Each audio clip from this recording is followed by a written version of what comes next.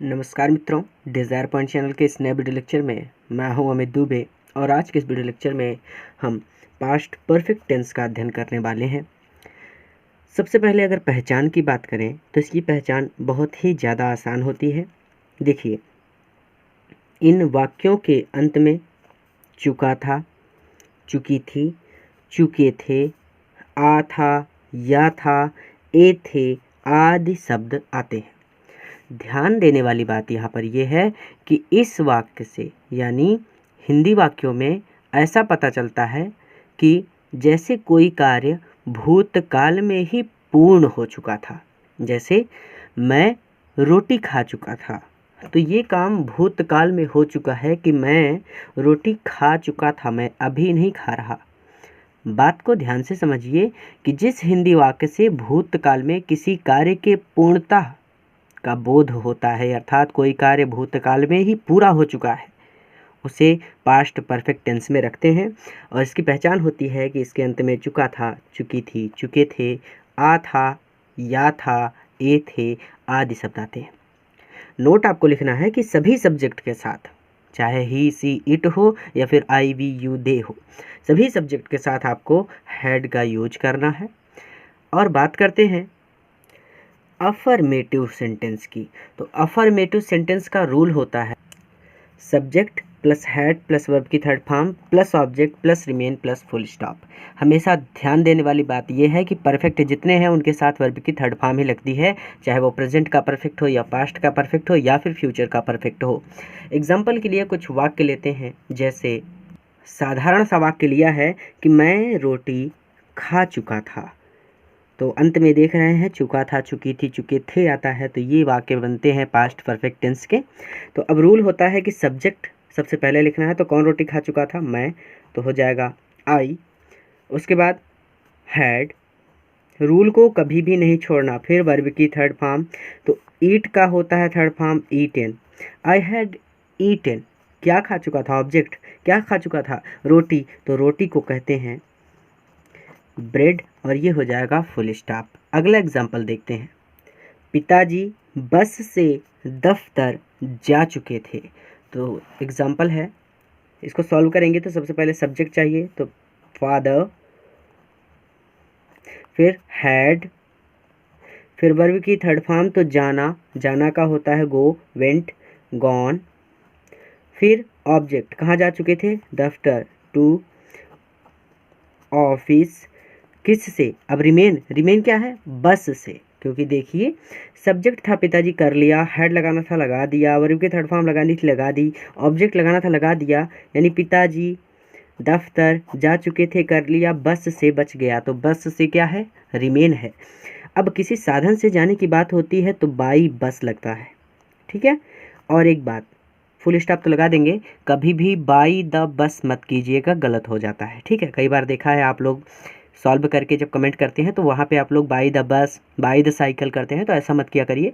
By bus, by bus, इसके बीच में कहीं पर भी दा नहीं आएगा, चाहे साइकिल से जाएं, चाहे बस से जाएं, चाहे ट्रेन से जाएं, किसी साधन से जाएं, बाई द बस या फिर बाई द साइकिल नहीं होता।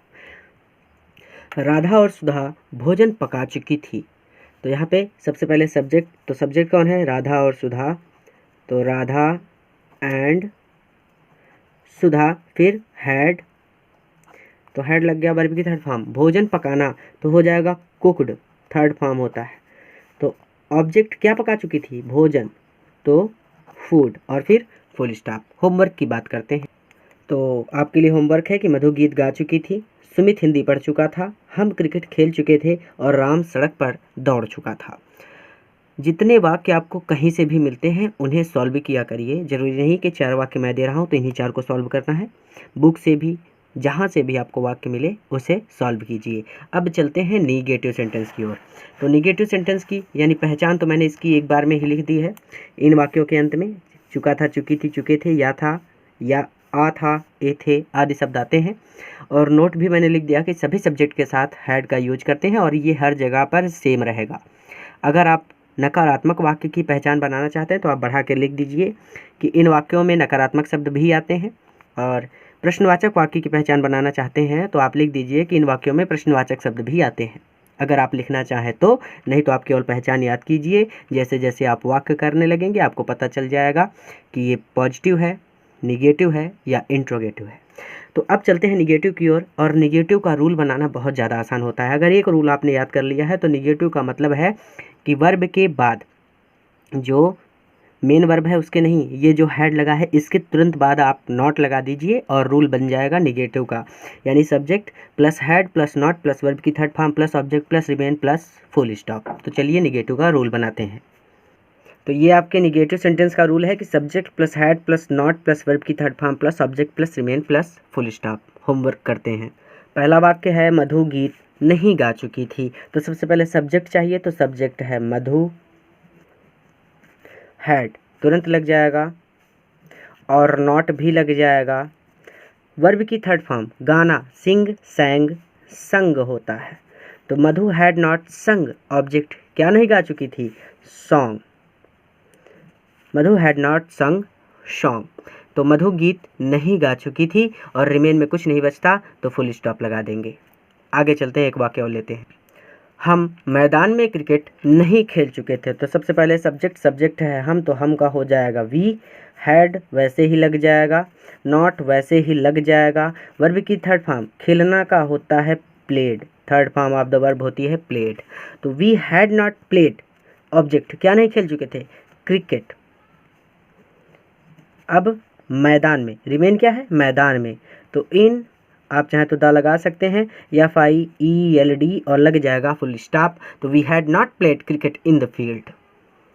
अगला वाक्य है कि अध्यापक हिंदी नहीं पढ़ा चुके थे। तो अध्यापक का होता है सबसे पहले सब्जेक्ट, तो सब्जेक्ट है टीचर, हैड वैसे ही लग जाएगा, नॉट वैसे ही लग जाएगा।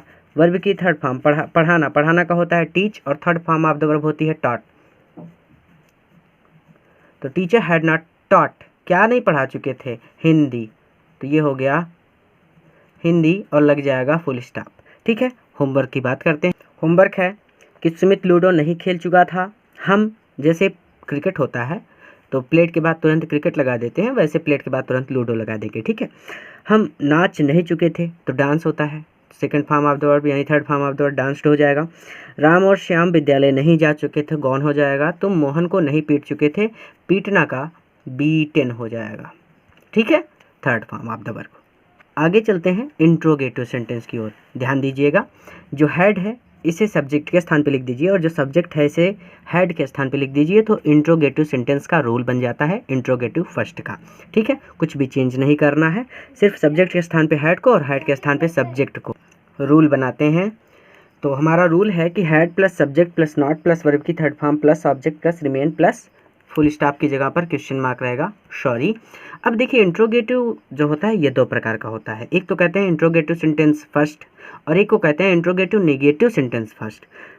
नेगेटिव तब जब वाक्य में नॉट आ जाए और इंट्रोगेटिव यानी इंट्रोगेटिव सेंटेंस तब होगा जब वाक्य में नॉट ना आए। तो मैं अभी आपको समझाऊंगा। ठीक है, तो सबसे पहली बात समझनी है कि इंट्रोगेटिव सेंटेंस फर्स्ट कौन से होते हैं। तो ध्यान दीजिए कि जिन वाक्यों का उत्तर यानी जिन प्रश्नों का उत्तर आप केवल हाँ और नहीं में दे सकते हैं वो इंट्रोगेटिव फर्स्ट होते हैं। ठीक है, तो अब जैसे एग्जाम्पल के लिए मैं एक वाक्य लिखता हूँ कि क्या हम सड़क पर दौड़ चुके थे। क्या हम सड़क पर दौड़ चुके थे। तो जैसे मैंने आपसे पूछा कि क्या हम सड़क पर दौड़ चुके थे, आप कह दें कि हाँ, तो मैं समझ जाऊंगा कि हाँ हम सड़क पर दौड़ चुके थे। और अगर आपने कहा कि नहीं, तो मैं समझ जाऊंगा कि हम सड़क पर नहीं दौड़ चुके थे। तो आसान था। अब देखिए इसको ट्रांसलेट कैसे करते हैं। सबसे पहले हैड को लगाना है, लेकिन देखना किसको है, सब्जेक्ट को। तो भाई यहाँ पे हैड है, अकेला एक ही वर्ब है यानी हेल्पिंग वर्ब केवल हैड है, ना तो हैज़ है ना हैव है, यानी केवल एक अकेली वर्ब है। तो सब्जेक्ट को देखने का टेंशन ही खत्म होता है। डायरेक्ट हैड लिखेंगे, हैड, फिर सब्जेक्ट क्या है, हम, तो हम हो जाएगा वी। नॉट तब लगाएंगे जब वाक्य में कहीं पर नहीं शब्द आया हो। तो आपको नहीं दिख रहा है कहीं पर, क्या हम सड़क पर दौड़ चुके थे, तो कहीं पर भी नहीं है, तो हम नॉट को छोड़ देंगे वर्ब की थर्ड फॉर्म। तो दौड़ना का होता है रन, रैन, रन। तो वी हैड वी रन, कहाँ दौड़ चुके थे, सड़क पर, सॉरी ऑन दी रोड और लग जाएगा क्वेश्चन मार्क। तो क्या हम सड़क पर दौड़ चुके थे? तो had be run on the road. अगला वाक्य है कि क्या सुनार अंगूठी नहीं बना चुका था? तो इसको हम ऐसे करेंगे, सबसे पहले हैड लगा देंगे, सब्जेक्ट सुनार है तो गोल्ड स्मिथ होता है, गोल्ड स्मिथ सुनार का, हैड गोल्ड स्मिथ। नॉट तब लगाएंगे जब वाक्य में कहीं पर नहीं शब्द आया हो, तो यहाँ पर नहीं शब्द आया है तो नॉट को लगा देंगे। तो had gold Smith not verb की थर्ड फॉर्म। बनाना का होता है मेक, मेड यानी मेड हो जाएगा। तो हैड गोल्ड स्मिथ मेड क्या बना चुका था? अंगूठी, तो अ रिंग और ये लग जाएगा क्वेश्चन मार्क, क्योंकि रिमेन में कुछ भी नहीं है। होमवर्क की बात करते हैं, लेकिन यहाँ पे एक बात और करते हैं कि इस वाक्य में और इस वाक्य में अंतर क्या है। देखो भैया, क्या हम सड़क पर दौड़ चुके थे, ये वाला जो वाक्य है वो है इंट्रोगेटिव सेंटेंस फर्स्ट, और क्या सुनार अंगूठी नहीं बना चुका था, ये वाला सेंटेंस जो है इसको कहते हैं इंट्रोगेटिव नेगेटिव सेंटेंस फर्स्ट। ध्यान देने वाली बात केवल इतनी सी है कि अगर नहीं आ गया तो इंट्रोगेटिव नेगेटिव हो गया, और नहीं आया तो इंट्रोगेटिव सेंटेंस है, बात खत्म। होमवर्क की बात करते हैं। तो हमारा वाक्य है कि क्या तुम खाना खा चुके थे, क्या राम जंगल नहीं जा चुका था, क्या पिताजी अखबार पढ़ चुके थे, और क्या राधा गीत नहीं गा चुकी थी। ठीक है, अब बात करते हैं इंट्रोगेटिव सेंटेंस सेकंड की। तो सेकंड में कुछ भी नहीं होता, ये जो हैड आपको दिख रहा है, हैड के ठीक पहले आप जोड़ दीजिए QW और कर दीजिए प्लस, यानी क्वेश्चन वर्ड जोड़ दीजिए, बाकी पूरा का पूरा सेम ही रहता है। ठीक है, तो इंट्रोगेटिव सेंटेंस सेकंड की ओर चलते हैं। तो ये आपका रूल है कि question word had plus subject plus not plus verb की third form plus object plus remain plus question mark. Example के लिए सेंटेंस लेते हैं। कहते हैं कि पिताजी दफ्तर क्यों जा चुके थे। ध्यान देने वाली बात यहाँ पे ये है कि ऐसे वाक्य होते हैं इंट्रोगेटिव सेंटेंस सेकंड, जिनका उत्तर आप केवल हाँ और नहीं में नहीं दे सकते, उनका रीज़न बताना पड़ता है। तो पिताजी दफ्तर क्यों जा चुके थे, अगर आपसे कोई पूछता है तो आपको उसको रीज़न बताना पड़ेगा, क्योंकि पिताजी को दफ्तर में काम था इसलिए वो दफ्तर जा चुके थे। अब सबसे पहले बहुत ज़्यादा आसान होते हैं ये वाक्य। सबसे पहले क्वेश्चन वर्ड लिखिए, तो क्यों, तो ये हो गया वाई, फिर लिख दीजिए हैड, फिर लिख दीजिए सब्जेक्ट, तो सब्जेक्ट है पिताजी, तो या फिर THER। नॉट तब लगेगा जब वाक्य में कहीं पर नहीं शब्द आया हो, तो नहीं आया तो नॉट को छोड़ देंगे। वर्ब की थर्ड फॉर्म जाना का होता है गॉन, कहाँ जा चुके थे, टू ऑफिस, और लग जाएगा क्वेश्चन मार्क। ठीक है, अगला वाक्य है कि राधा गीत क्यों नहीं गा चुकी थी। तो ये भी बहुत ज़्यादा आसान है। सबसे पहले क्वेश्चन वर्ड, तो क्यों, तो ये हो जाएगा वाई, फिर हैड, सब्जेक्ट कौन है, राधा। नॉट तब लगेगा जब वाक्य में कहीं पर नहीं शब्द आया हो, तो यहाँ पर नहीं आया है तो not. Third form sing sang sung, क्या ऑब्जेक्ट क्या गा चुकी थी, गीत, यानी अ सॉन्ग, और लग जाएगा क्वेश्चन मार्क। ठीक है, दोनों सेंटेंस में ये डिफरेंस है कि ये वाला सेंटेंस जिसमें नहीं आया है वो इंट्रोगेटिव सेंटेंस सेकंड है, और ये जिसमें नहीं आ गया है वो इंट्रोगेटिव नेगेटिव सेंटेंस सेकंड है। होमवर्क की बात करते हैं। तो ये आपका होमवर्क है कि तुम गणित क्यों पढ़ चुके थे। देखिए, मैंने वाक्य का रूप कहीं पर भी नहीं बदला है, हर जगह पर चुके थे, चुका था, चुकी थी, इसको लाने का पूर्णतः प्रयास किया है। वाक्य का रूप भी मैं बदल सकता था, जैसे हम सुबह विद्यालय क्यों नहीं जा चुके थे, इसको मैं सके थे कर सकता था, लेकिन मैंने ऐसा नहीं किया ताकि आपको कोई डाउट ना हो। और ट्रांसलेशन पढ़ाते वक्त मैं ये सारी चीज़ें बताऊंगा आपको कि आप इसको और आसानी से कैसे समझ सकते हैं। कोई भी डाउट हो मुझे ज़रूर बताइएगा कमेंट करके। और हम सुबह विद्यालय क्यों नहीं जा चुके थे, सुंदर घर कैसे जा चुका था, मधु और सुधा भोजन क्यों पका चुकी थी। तो ये आपका होमवर्क है।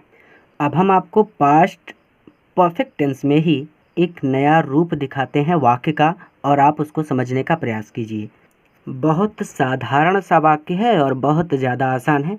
बस एक बात याद रखनी है कि यहाँ इस वाक्य में पास्ट परफेक्ट टेंस का भी रूल यूज होगा और पास्ट इंडेफिनिट टेंस का भी रूल यूज होगा। तो जैसे वाक्य आपको दिया जाता है कि डॉक्टर के आने से पहले रोगी मर चुका था, तो यहाँ पे सबसे पहली चीज़ आपको क्या देखनी है कि कौन सा कार्य पूरा हो चुका था। देखिए, डॉक्टर के आने से पहले रोगी मर चुका था, अर्थात रोगी जो था वो मर चुका था डॉक्टर के आने से पहले, यानी डॉक्टर बाद में आया तो डॉक्टर वाला काम तो पूरा नहीं हुआ ना। काम कौन सा पूरा हुआ? रोगी वाला। तो जो रोगी मर चुका था, यानी रोगी मर चुका था, ये वाक्य आप करेंगे पास्ट परफेक्ट टेंस में। और ये डॉक्टर के आने से पहले, यानी डॉक्टर के आने से पहले, पहले का तो बाद में होगा, डॉक्टर के आने को हम करेंगे पास्ट इंडेफिनिट में। ठीक है, तो रोगी मर चुका था, तो सब्जेक्ट यहाँ पे क्या है? रोगी। तो हो जाएगा द पेशेंट, PATIENT, पेशेंट। उसके बाद third form of the verb लगाने से पहले हमें लगाना पड़ता है हैड। हैड के बाद died, third form of the verb. The patient had died, रोगी मर चुका था। वैसे भी लास्ट में दिख रहा है चुका था, चुकी थी, चुके थे, तो आपको पता चल जाएगा कि ये पास्ट परफेक्ट टेंस है, तो इसको पास्ट परफेक्ट में करेंगे। अब से पहले, यानी पहले के लिए हम यूज करते हैं बिफोर का, बिफोर। और ये जो डॉक्टर के आने, यानी डॉक्टर के आने, तो डॉक्टर को आने वाले वाक्य को हम करेंगे पास्ट इंडेफिनिट में, यानी सब्जेक्ट और वर्ब की सेकेंड फॉर्म। तो यहाँ पे हो जाएगा द डॉक्टर, और यहाँ पे हो जाएगा कम, केम, कम, तो second form of the verb came हो जाएगी। फिर से एक वाक्य और देखते हैं। वाक्य है कि उसके स्टेशन पर पहुँचने से पहले गाड़ी चल चुकी थी। ध्यान दीजिएगा, सबसे पहली चीज़ आप देखेंगे कि कौन सा काम पूरा हो गया। वो स्टेशन पर पहले पहुंच चुका था या फिर रेलगाड़ी उसके पहुंचने से पहले चल चुकी थी। तो कहता है कि उसके स्टेशन पर पहुंचने से पहले, अर्थात वो पहुंचा नहीं था, रेलगाड़ी चल चुकी थी, यानी उसके पहुंचने से पहले रेलगाड़ी चल चुकी थी। तो रेलगाड़ी वाला काम पहले हुआ। वैसे भी चुकी थी, चुके थे इसके साथ लगा है, तो इसका मतलब ये वाक्य से पहले के आगे ये रेलगाड़ी चल चुकी थी, ये वाक्य पास्ट परफेक्ट टेंस में होगा। तो सबसे पहले रेलगाड़ी, तो रेलगाड़ी का होगा द ट्रेन। द इसलिए लगेगा क्योंकि कोई विशेष ट्रेन होगी जिस पर उसे बैठना था। वैसे तो रेलगाड़ी बहुत सारी होती हैं, लेकिन उस प्लेटफॉर्म पर एक विशेष गाड़ी थी जिस पर उसको बैठना था। तो द ट्रेन, अब थर्ड फॉर्म लगाने से पहले हैड, अब हैड लेफ्ट, यानी जा चुकी थी, थर्ड फॉर्म, लीव, लेफ्ट, जाना, जुदा होना, तो लेफ्ट। अब से पहले के लिए हम यूज करते हैं बिफोर का। बिफोर, उसके स्टेशन पर पहुंचने से पहले, यानी उसके के लिए हो जाएगा ही। उसके बाद पहुंचना का होता है रीच, और सेकंड फॉर्म होगी रीच्ड। कहाँ पहुंच चुका था? स्टेशन पर, यानी द स्टेशन। बहुत ज़्यादा आसान होता है, समझ रहे हैं?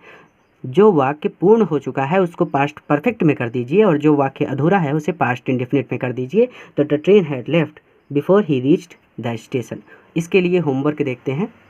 पहला वाक्य है कि सूरज डूबने से पहले मैं घर पहुंच चुका था। ट्राई ज़रूर कीजिएगा, ठीक है? ट्रांसलेशन करते वक्त मैं पढ़ाऊँगा, लेकिन फिर से इसको ट्राई ज़रूर कीजिएगा। मेरे पहुंचने से पहले कार्यक्रम शुरू हो चुका था। तुम्हारे घर पहुंचने से पहले सूरज डूब चुका था। अब इसी वाक्य को एक नया रूप देते हैं, ठीक है? अब यही वाक्य हमने कर दिया कि सूर्य डूबने के बाद मैं घर पहुंचा। अब आपका दिमाग फिर से चकरा गया कि कैसे होगा। एक सरल सा तरीका बताता हूँ। वाक्य स्वयं बताता है कि उसमें कौन सा वाक्य आपको पास्ट इंडेफिनिट में करना है और कौन सा वाक्य पास्ट परफेक्ट में करना है। देखिए, अगर ये चुका था, चुकी थी, चुके थे आता है, तो हम जानते हैं कि वो पास्ट परफेक्ट में होता है। तो इसका मतलब ये जो पीछे वाला वाक्य है ये पास्ट परफेक्ट में होगा।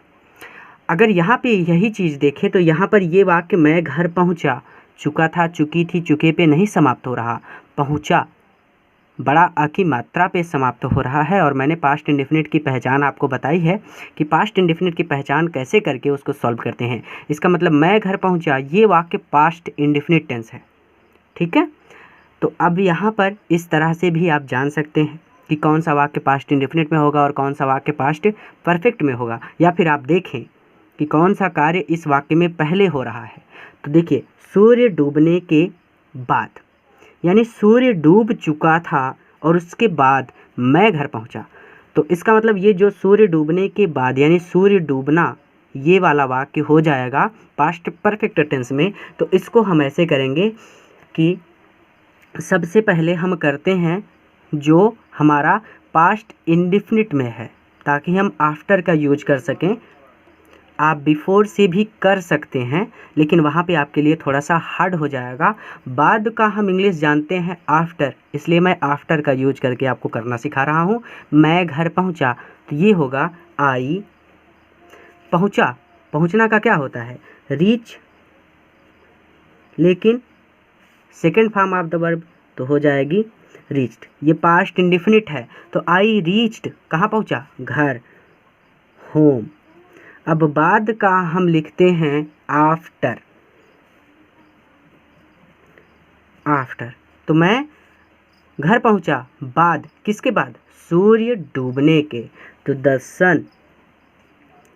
सन के बाद, क्योंकि पास्ट परफेक्ट है तो हैड भी लगेगा। उसके बाद हो जाएगा सेट। सेट मतलब अस्त होना, सूर्यास्त होना, और ये हो जाएगा फुल स्टॉप, यानी द सन हैड सेट, सूरज डूब चुका था। आफ्टर, उसके बाद आई रीच्ड होम, मैं घर पहुंचा। इस तरह के और भी अधिक वाक्य आप बना सकते हैं। परेशान नहीं होना है, कोई पुस्तक ले लीजिएगा, उससे ट्राई कीजिएगा, आपको बहुत आसानी से समझ में आ जाएगा। अलग से आपको वाक्य दे रहा हूँ कि भोजन बनने के बाद मैंने सेब खाया। कोई भी सब्जेक्ट हो सकता है, जरूरी नहीं कि मैंने, ठीक है। और राधा के जाने के बाद मैंने गीत गाया, सूरज डूबने के बाद मैंने हिंदी पढ़ी। तो इस तरह से और भी वाक्य आप कर सकते हैं। पूरा वीडियो देखने के लिए आपका बहुत बहुत धन्यवाद।